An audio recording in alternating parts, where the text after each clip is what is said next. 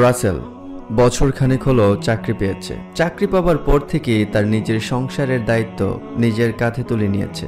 বাবাকে অবসর দিয়েছে, কিন্তু গত কয়েকদিন ধরে সে ভীষণ দুশ্চিন্তায় আছে। বাবা বিষয়টা লক্ষ্য করেছে। ছুটির একদিনে বাবা রাসেলকে বললেন যে রাসেল, অনেক দিন হলো কোথাও ঘুরতে যাইনি, চলো না ঘুরে আসি। রাসেলও রাজি হয়ে গেল যে আসলেই তো চাকরি পাবার পর থেকে বাবাকে নিয়ে কোথাও ঘুরতে যায়নি। দুজনেই বেরিয়ে পড়লেন। হাঁটতে হাঁটতে তার বাবা রাসেলকে একটা বাগানের ভেতরে নিয়ে গেলেন। বাগানের ভেতরে গিয়ে বাবা রাসেলের কাছে আবদার করে বসলেন যে রাসেল, আমি তোমার কাছে একটা জিনিস চাইবো, আমাকে দিতে হবে। রাসেল দুশ্চিন্তায় পড়ে গেল যে এমনিতেই যা অবস্থা, বাবা আবার কি চাইবেন যদি না দিতে পারি, যদি বাবা কষ্ট পান। এসব ভাবনার মধ্যেই বাবা বললেন যে রাসেল, এই বাগানে দেখো কত সুন্দর সুন্দর ফুল ফুটেছে, তুমি আমাকে এই বাগানের সবচেয়ে সুন্দর ফুলটা এনে দাও, আমি তোমার উপর ভীষণ খুশি হব, আর এটাই চাই আমি। রাসেল অবাক হয়ে গেল যে বাবা একটা ফুল চাইছে আর আমি কত কিছুই না ভাবলাম। তবে বাবা একটা শর্ত জুড়ে দিলেন যে রাসেল, তুমি আমাকে এই বাগানের সবচেয়ে সুন্দর ফুলটা এনে দেবে, আর অবশ্যই তোমাকে মাথায় রাখতে হবে যে তুমি যে গাছটা অতিক্রম করবে পেছনে ফিরে সেই গাছ থেকে ফুল সংগ্রহ করতে পারবে না,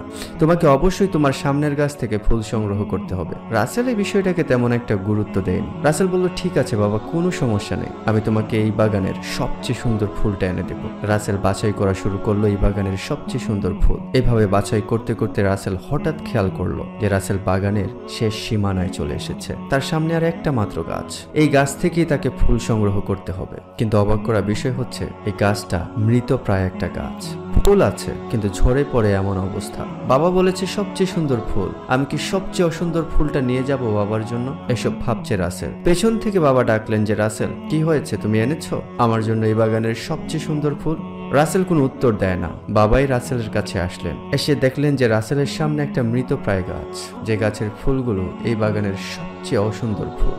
বাবা রাসেলকে বললেন, রাসেল তুমি মন খারাপ করো না, আমি সত্যি সত্যি তোমার কাছে সুন্দর ফুল চাইনি, আমি তোমাকে এখান থেকে একটা শিক্ষা দিতে চেয়েছিলাম। তুমি যখন একটা সুন্দর ফুলের পর আরেকটা সুন্দর ফুল দেখছো, তুমি মনে করছো তোমার সামনে হয়তো আরো সুন্দর ফুল আছে, কিন্তু তুমি যেই ফুলটা অতিক্রম করছো সেটাই যে সবচেয়ে সুন্দর ফুল তুমি কখনো ভেবেই দেখোনি। রাসেল, তুমি যে বর্তমান সময়টা পার করছো তোমার সবচেয়ে সুন্দর সময় তুমি পার করছো, কিন্তু তুমি দুশ্চিন্তা করছো যে তোমার বর্তমান সময়টা তোমার জন্য খুব মন্দ, খুব খারাপ। হয়তো ভবিষ্যতের কোনো সময় তোমার জন্য ভালো কিছু নিয়ে আসবে, কিন্তু আদতে তা সত্য নয় রাসেল। ভবিষ্যতের সময়গুলো হতে পারে কঠিন, হতে পারে রূঢ়, হতে পারে রুক্ষ। তোমাকে সেই জন্য প্রস্তুত থাকতে হবে।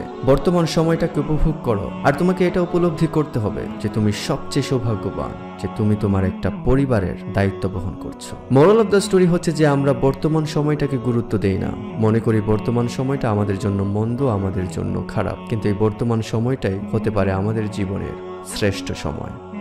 ধন্যবাদ।